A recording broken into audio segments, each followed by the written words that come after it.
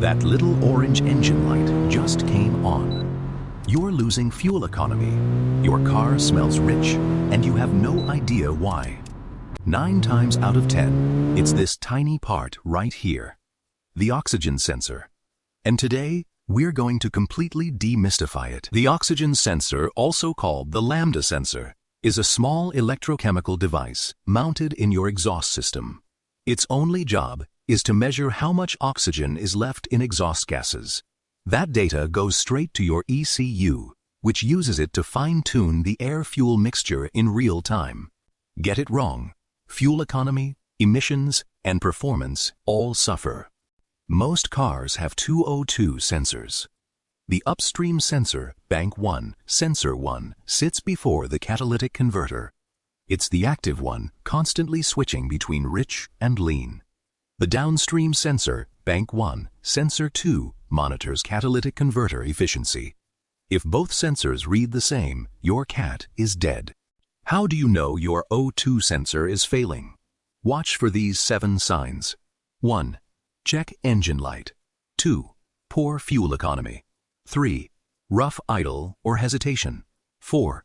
Black smoke from exhaust. 5. Rotten egg smell. 6. Failed emissions test. 7. Sluggish acceleration. 3 or more of these, your O2 sensor is the prime suspect. Your OBD2 scanner will tell you exactly what's wrong.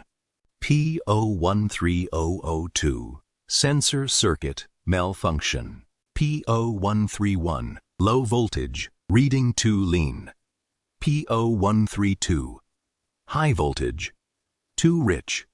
P0133, sensor responding too slowly. Downstream sensor fault. P0420, the most feared code. Catalytic converter, efficiency below threshold. Set your multimeter to DC voltage. A healthy upstream sensor switches between 0.1 volts and 0.9 volts rapidly around 8 times per second when warm. Stuck at one value, the sensor is failing. On the heater circuit wires, you should see 10 to 14 ohms of resistance. Even easier, plug in your OBD2 scanner. Go to Live Data, find O2 sensor voltage. A healthy sensor shows rapid switching between 0.1 and 0.9 volts. Flatlining at 0.45 volts means total failure. Also check short-term and long-term fuel trim values beyond plus or minus 10% mean the ECU is fighting a bad O2 signal. Replacing an O2 sensor is one of the easiest DIY jobs. You need an O2 sensor socket, a ratchet, and penetrating oil if it's seized. Let the exhaust cool. Disconnect the connector. Unscrew the old one. Thread in the new one. Reconnect. Clear your codes. Total time, about 20 minutes. An O2 sensor costs $20, $100. Labor adds $50, $150 at a shop. DIY saves you real money. But if codes keep returning after replacement, you may have an exhaust leak, injector problem, or failing catalytic converter. That's when a professional scan is worth it. And that's everything on the oxygen sensor. If this saved you a trip to the mechanic, smash that like button.